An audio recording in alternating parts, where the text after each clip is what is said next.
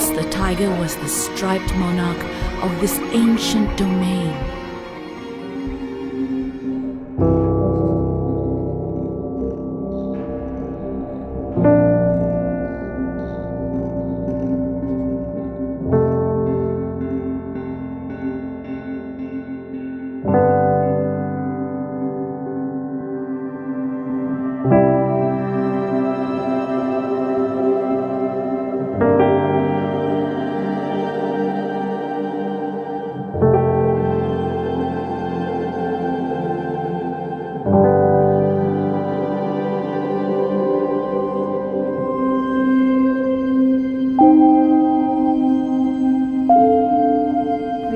Sort of wrote the first proposal in 2005. I mean, Harun and I have always been fascinated by the outdoors. That's what we love most, doing nature-based films. We had this idea about doing a documentary on tigers. And that sort of began our love affair with tigers. Even though we didn't get to make the film then, what we did was we made a lot of pro bono films. We were really researching. So we really sort of knew all the players, all the issues, really at the back of our hands. And then we also tried pitching this story to overseas, trying to get funding from overseas. But most people were not convinced that we would be able to film the tigers in the wild.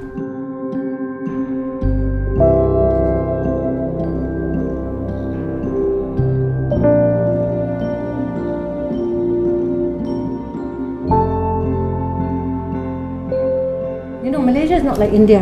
If you go to India, we've been to India on holiday, oh my god, you just go on the jeep and the tiger is right there. So easy to film. But not here. Here researchers like Kai Kawanishi has been researching tigers for almost 20 something, 20 over years, never seen a tiger in the wild. So it is very, very difficult. So you can hear the tiger, you can smell the tiger, but you're very unlikely to see the tiger. Yeah. We put like a host of cameras, like 30 cameras. But the thing is, I guess to a certain extent, what was also scary is we left it for 6 months and we didn't get many tigers. So it's a different landscape. And people, need to respect the landscape here. It is very, very secretive. Very secretive. So this is almost like we're revealing something very special inside that people have never sort of seen.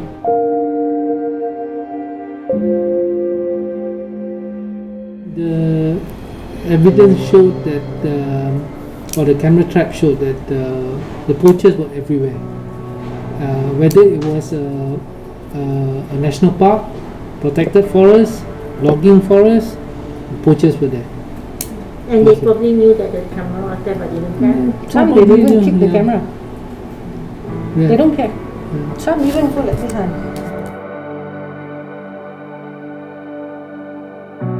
Well, we've got the cameraman over the years, because it took us roughly about 5 years from start to finish.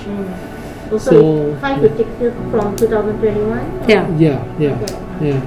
So over those years we've had quite three or four different cameramen, myself, Lara of course, and then many interns. And so if you take everybody into account, maybe you're talking about 30 to 40 people that were involved at some point or other.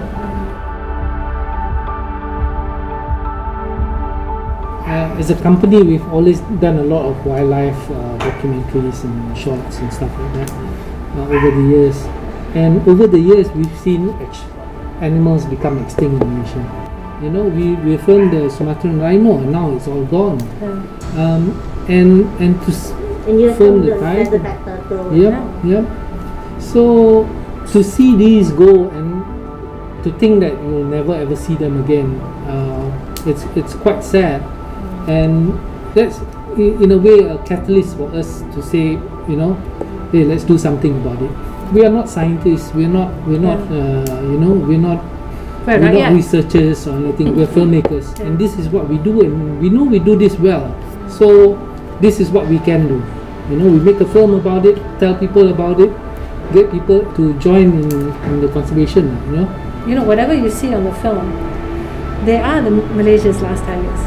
You know, there's really, we you know, the numbers are so low that we're looking at the very last.